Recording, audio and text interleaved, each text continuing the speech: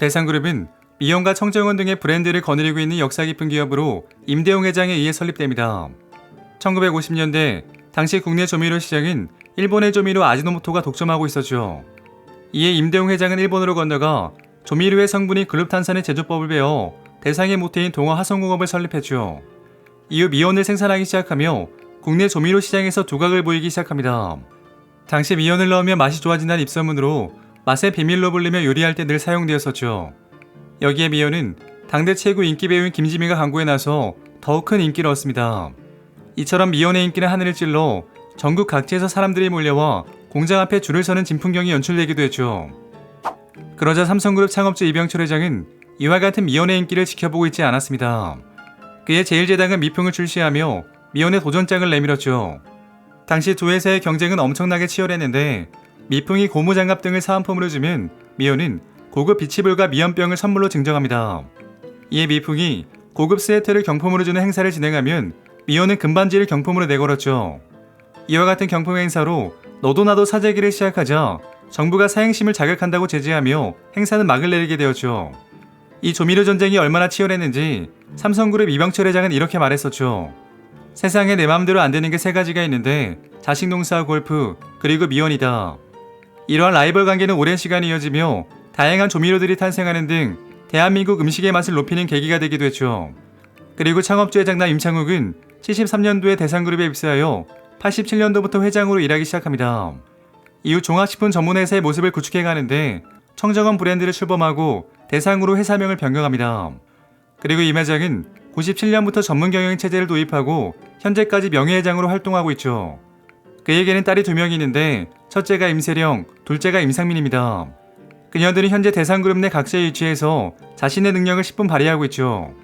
이처럼 현재 대상그룹은 자매 경영이 본격화되고 있으며 누가 후계자가 될지 확실한 윤곽은 나오지 않은 상태입니다. 자, 오늘은 임상민의 생애와 대상그룹의 자매 경영 이야기를 들려드리겠습니다. 이야기 시작합니다. 임상민은 1980년 임창욱 회장의 둘째로 태어납니다. 여자인데도 이름은 남자의 이름인데 이는 부모님이 둘째는 아들을 원했기 때문이죠. 그녀는 이화여대 출신으로 영국 런던의 비즈니스 스쿨을 졸업하고 UTC 인베스트먼트에 들어가며 사회생활을 시작합니다. 그리고 2009년 대상그룹의 차장으로 입사하며 경영 수업을 받았는데 그의 임창욱 회장은 그녀에게 대상홀딩스 지분을 증여하며 힘을 실어주기도 했죠. 이처럼 임상민은 대상그룹의 유력한 후계자로 지목되었는데 언니 임세령이 삼성 이재용 회장과의 결혼으로 삼성과의 사람이 되었기 때문이죠. 실제 임세령은 동생보다 적은 지분을 물려받았는데 임상민은 대상홀딩스의 지분 36.7%를 보유했고 임세령은 그보다 적은 20.4%를 보유합니다.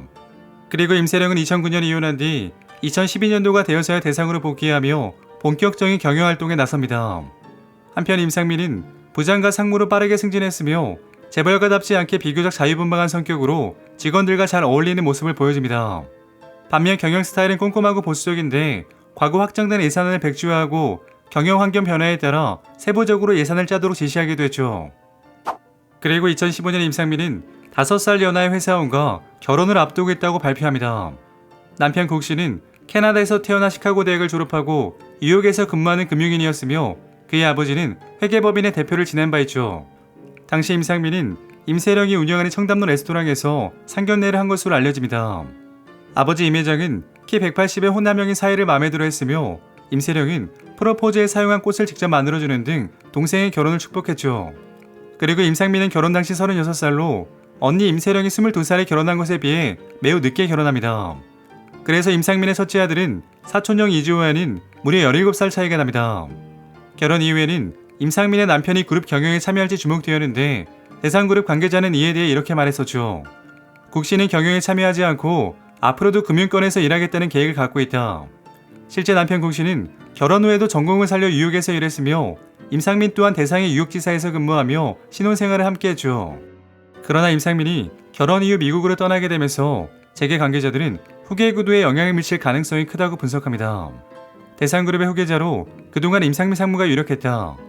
하지만 언니 임세령 상무가 이혼 후 복귀하고 동생은 결혼하게 되면서 승계 구도에 영향을 미칠 것이라는 관측이 흘러나온다.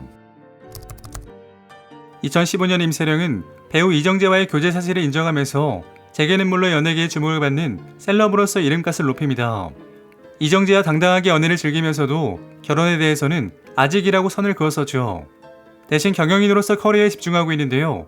이재용 회장과의 이혼 후 대상그룹에 복귀하며 경영에 참여하기 시작했죠.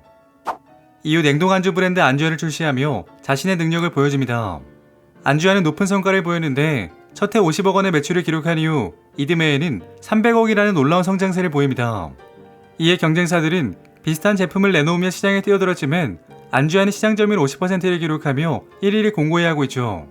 반면 동생 임상민은 해외 사업을 중심으로 경영 성과를 쌓아왔는데요. 아메리카, 홍콩 등을 거치면서 해외 사업을 주도합니다.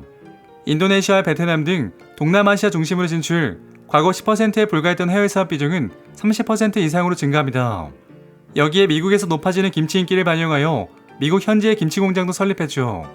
그리고 2016년 전문 경영인을 유지하던 대상그룹은 본격적으로 3세 승계 작업에 돌입합니다.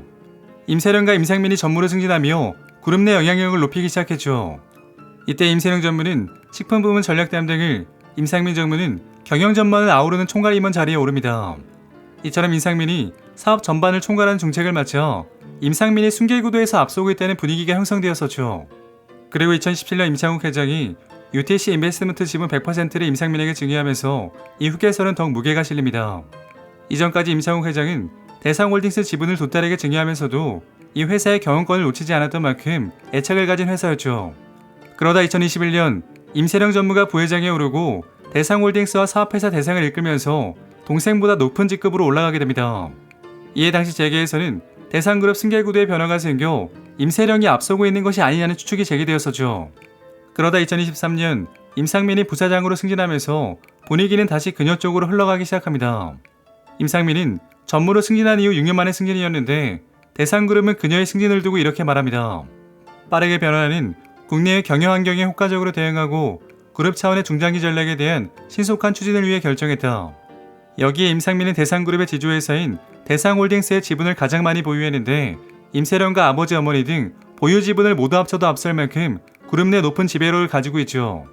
이처럼 대상그룹의 승계 경쟁이 치열해지면서 두 자매의 경영 행보는 늘 세간의 주목을 받고 있습니다.